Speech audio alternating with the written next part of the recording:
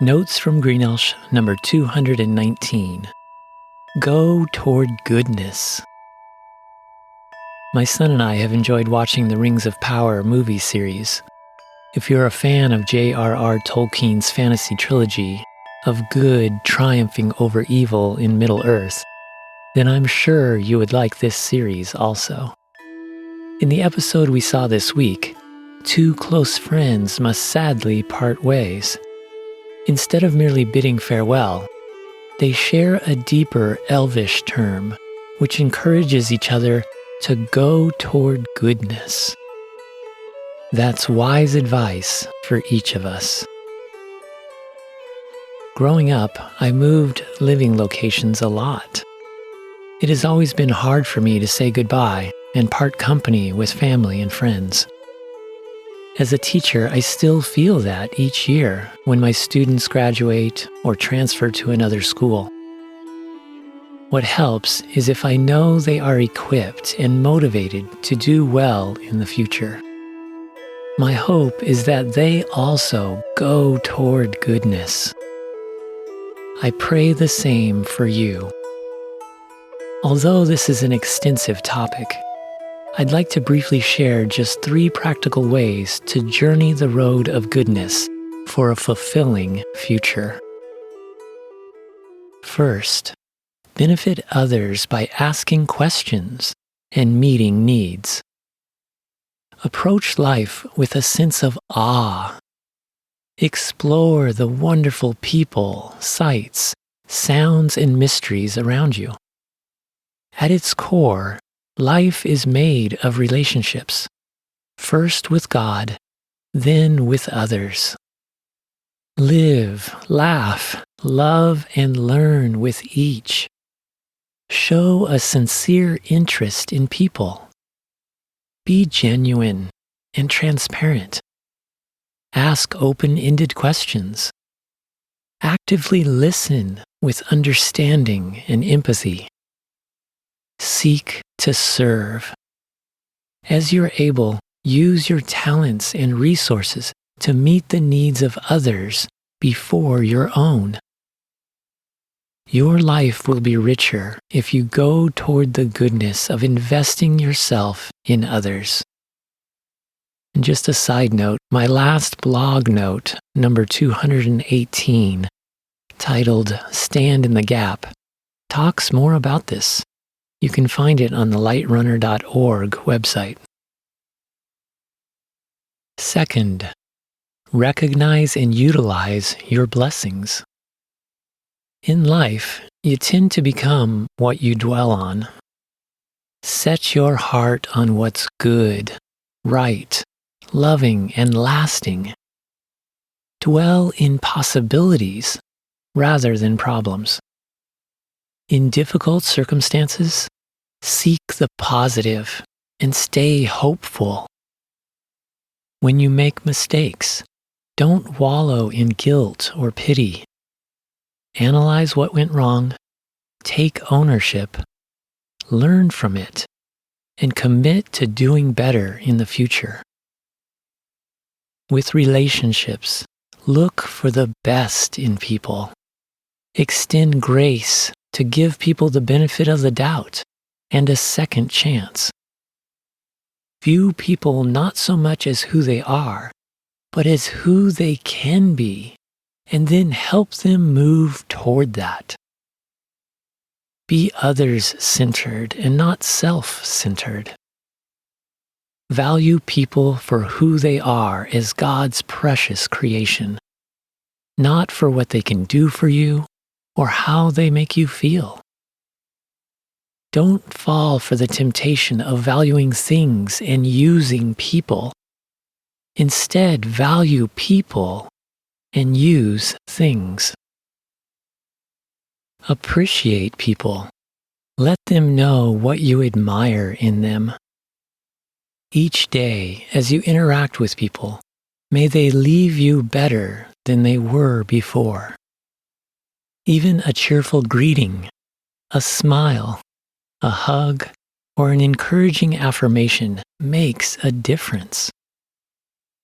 Wisely use what you have been given for good. Third, initiate change. Use your many blessings and positive outlook to spark change. When you encounter a problem, don't curse the darkness. Light a fire.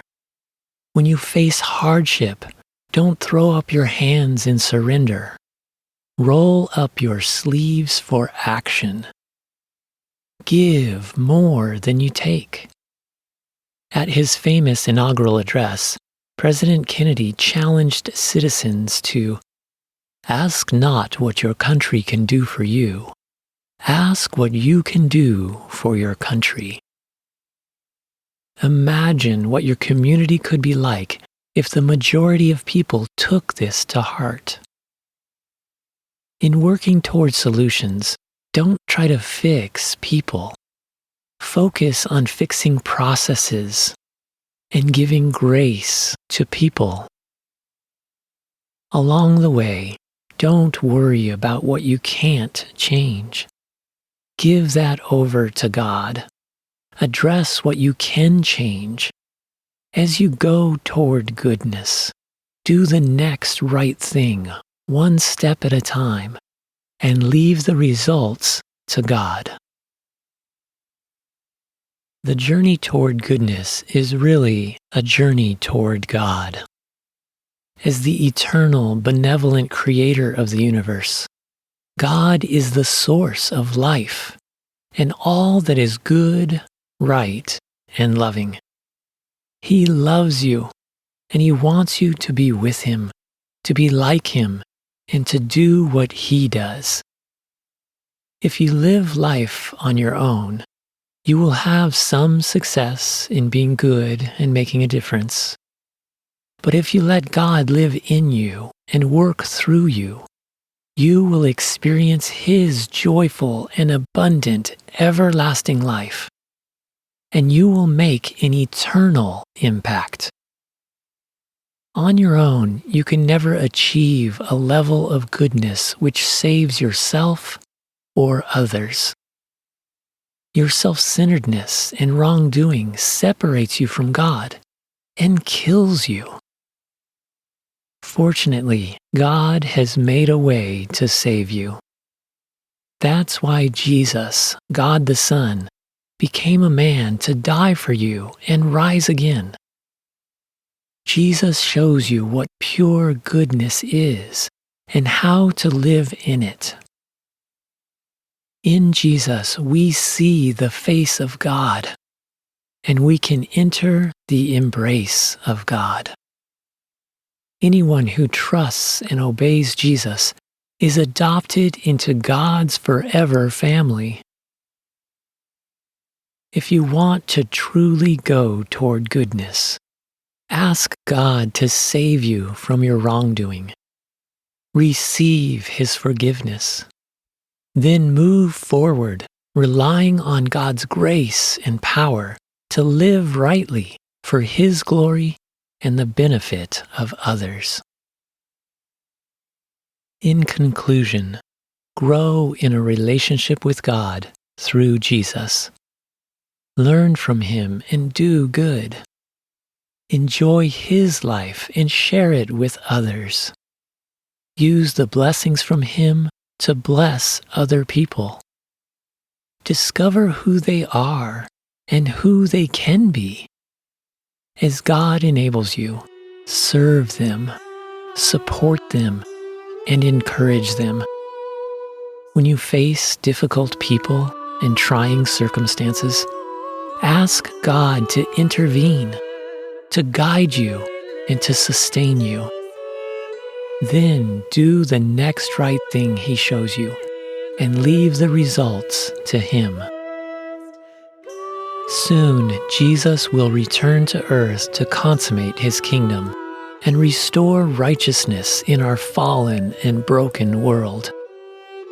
God wants to train you now to become like Jesus in character and purpose, so you are ready to reign with Him.